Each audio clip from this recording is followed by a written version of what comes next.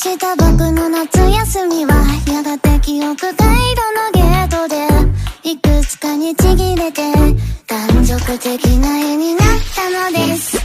銀河を旅する星の子らはパラサムニアのパーゲーみたい、答えきれないくらいの歴史に浮かんでる。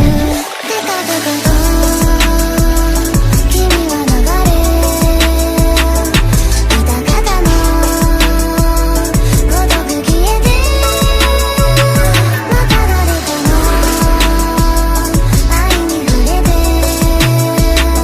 それは君をかたどるでしょう。遠く深い水にたゆた君にどうかまた出会えますように。長い夏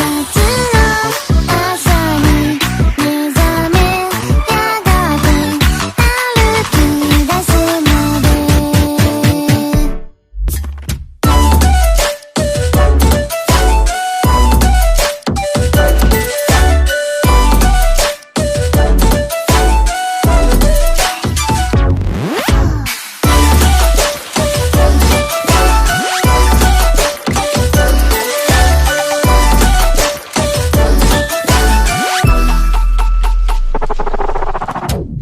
瞬きの間の1秒に君が作り上げ